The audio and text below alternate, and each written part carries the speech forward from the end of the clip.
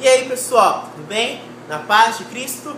Preparados para mais uma aula de literatura? Bom, nesta aula, novamente, nós vamos fazer um paralelo com outras disciplinas, bem como a redação e as artes. Vocês vão entender por quê na hora que eu for falar do assunto. Aí eu falo, isso pode se encaixar na redação, serve de argumento para você.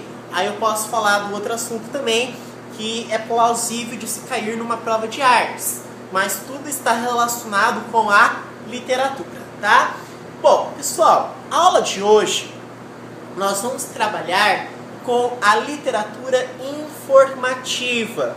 Ou alguns livros trazem como nome de literatura dos viajantes. Bom, vamos fazer jus à etimologia das palavras.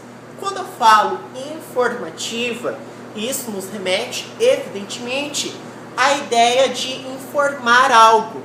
E viajantes, alguém que está viajando. Vocês vão entender por quê. Bom, alguns autores, alguns estudiosos, literatos, têm a seguinte dúvida. Será que dentro da literatura informativa nós temos textos históricos que fazem parte da história ou são textos literários? Será que existe um teor ali, literário? Então esta é a dúvida que fica no ar. São textos históricos ou são textos literários?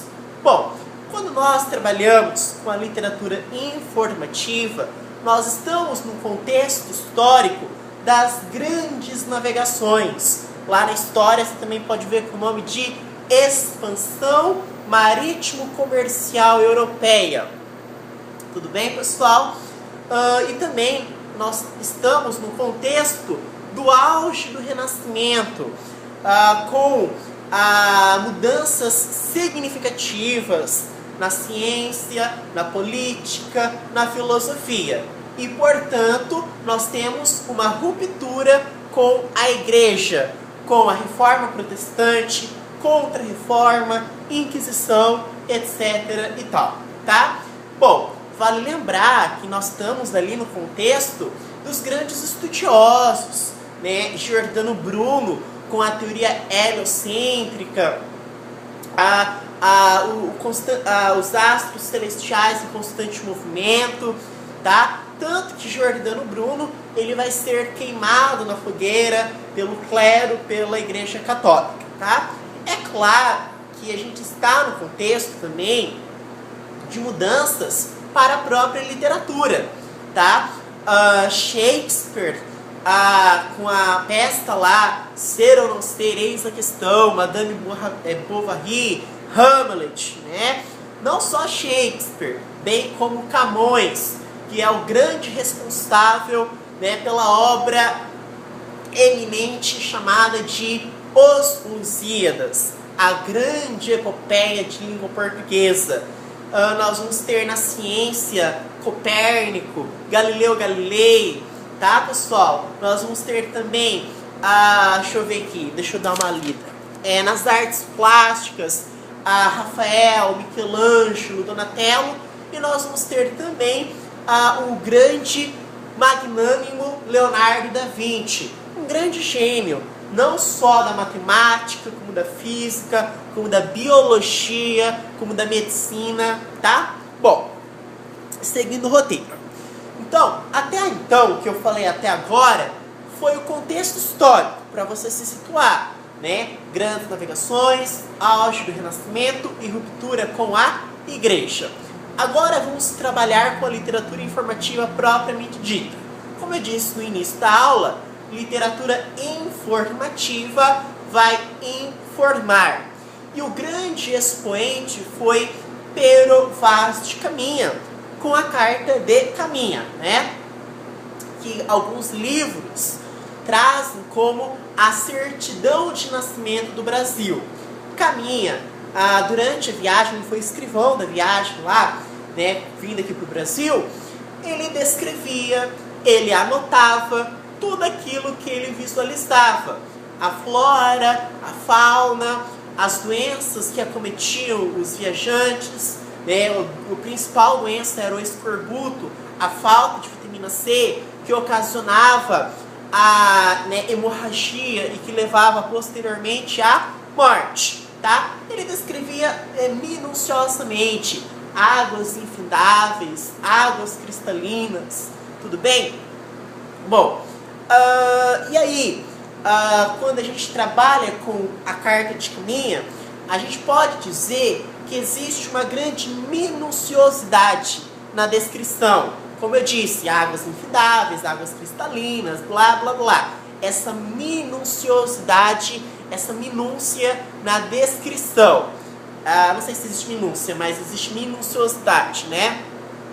Na descrição. E outra coisa que chamava atenção na carta de Caminha, não na carta de Caminha, mas que chamava atenção no Brasil, que Caminha relata, é a nudez das índias. Elas eram nuas, estavam nuas, e isso despertou muita atenção de Caminha. Então essa minuciosidade na descrição, essa nudez das índias, bem como a antropofagia, como o próprio nome sugere, antropo-homem, fagia, comer homem, que era o canibalismo, que envolvia uma série de rituais. Então, quando nós falamos na literatura informativa, o grande expoente é, sem dúvidas, quem? Pero Vaz de Caminha. Entretanto, existem outros autores. Nós podemos citar aí Pero também, tá? Como que ele chama? Esqueci o nome dele. Pero Lopes de Souza. O Pero Lopes de Souza, em 1530, ele escreveu uma obra intitulada de Diário de Navegação, que ele relata também, né, como era a navegação lá, o que acontecia, as tempestades. Então era Diário de Navegação, Pero Lopes de Souza, 1530. Existe também um outro escritor chamado Pero de Magalhães Gândavo, que escreve Tratado da Terra do Brasil, que também vai falar da terra brasileira. E o outro, que é o Gabriel Soares de Souza, que em 1587 escreve Tratado Descritivo do Brasil, tá? Bom, mas você falou no início da aula de redação. O que redação tem a ver com isso? O que eu quero dizer com redação é que se o tema da redação for a miscigenação cultural, né, que existe, né, essa multiculturalidade étnica que pode, né, ser o tema da redação, você pode falar aqui de Pero Vaz de Caminha, que na carta ele citava a miscigenação cultural, né, essa mistura. Então isso aí desde o início, desde os primórdios, desde a época de Pero Vaz de Caminha, já havia essa miscigenação cultural. Então se for o tema, essa questão étnica, racial, da multiculturalidade, você pode citar a miscigenação cultural observada pelo Pero Vaz de Caminha. Tudo bem? Tudo bem, pessoal? Tá. E o que você falou de artes? De artes, existe um artista chamado Vitor Meirelles, que fez a primeira missa no Brasil. Né? Então está no contexto das artes, Vitor Meirelles. A obra que ele pintou foi a primeira missa no Brasil. Então isso é um paralelo com as artes. Tá? Bom, chega de literatura informativa, vamos para a literatura jesuítica. Como o próprio nome sugere, jesuítica lembra jesuítas. Mas o que os jesuítas têm a ver com isso? Eles vão ser os corresponsáveis pela catequização do indígena, dos índios aqui. Eles queriam mostrar para os índios a cultura do homem branco. Eles queriam, em outras palavras, converter o índio para a cultura do homem branco. Tá?